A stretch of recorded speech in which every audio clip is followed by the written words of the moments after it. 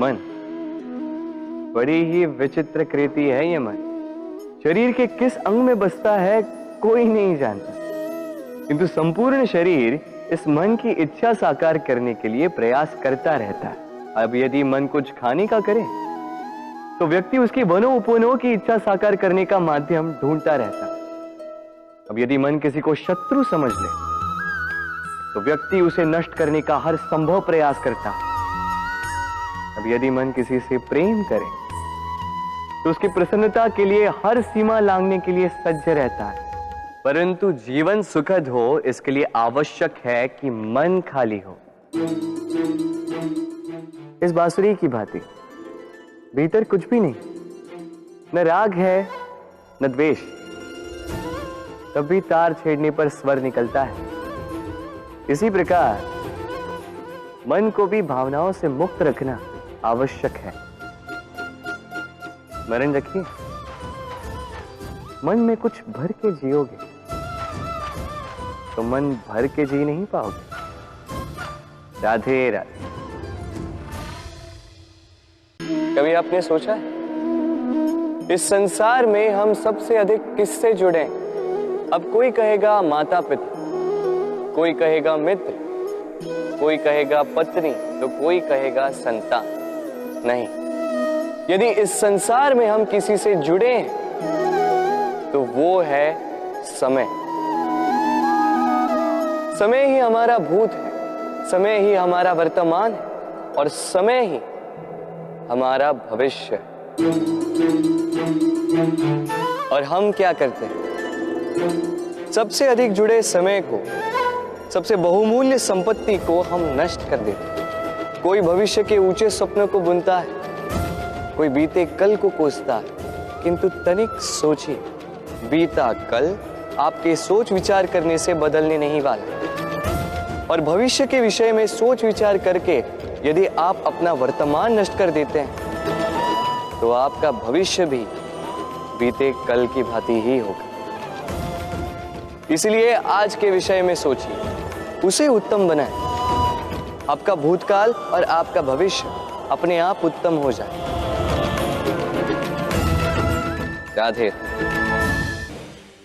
अक्सर आपके बड़े बूढ़ों ने आपसे कहा होगा कि ये संसार दुख का मूल है और ईश्वर भक्ति उस दोष से दूर जाने का मार्ग है।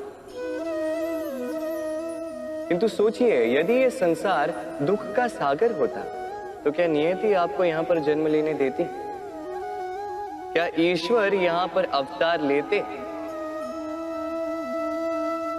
जब समस्याओं पर हमारा वश नहीं चलता, हम आरोप लगाते हैं इस संसार पर। यहां के लोगों सोचते हैं कि काश मैं यहां पे आया ही ना हो। एक किसान बंजर धरती पर जाता है और अपने परिश्रम से उसे लहलहाते खेत में परिवर्तित करता है। एक दर्जी जिसके पास एक सामान्य सा वस्त्र आता है, अपने परिश्रम से उसे एक सुंदर वेश में परिवर्तित कर देता है। आप भी परिश्रम कीजिए। ये महत्वपूर्ण नहीं है कि आप किस संसार में आए, ये महत्वपूर्ण नहीं है कि आप यहाँ कैसे आए। यदि कुछ महत्वपूर्ण है तो वो ये है कि जब आप गए तब आप इस संसार को कैसा छोड़कर गए। तो ये सोचकर जिए कि जो किसी के लिए नरक है उसे किसी का स्वर्ग बना के निकलोगे तो आपका जीवन और आपका संसार दोनों धन्य हो जाएंगे। राधे राधे। हम सबको कभी न कभी तो क्रोध आता ही और आएगा भी। मनुष्य इन्हीं भावों से हम जुड़े।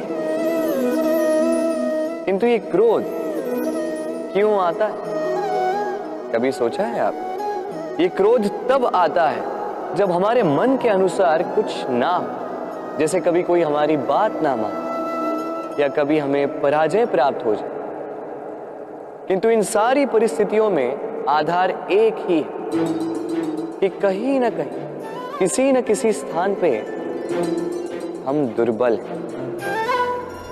क्रोध जन्म लेता है हमारी दुर्बलता से और फिर वो हमारी सबसे बड़ी दुर्बलता बन जाता है। यदि क्रोध को वश में न रखा जाए तो भ्रम जन्म लेता। यदि भ्रम को वश में न रखा जाए तो विवेक व्याग्र होने लगता, और यदि व्याग्रता को वश में न किया जाए तो व्यक्ति का तर्क ही नष्ट हो जाता है, सोचने समझने की शक्ति शून्य हो जाती है और फिर उस व्यक्ति का पतन हो जाता है।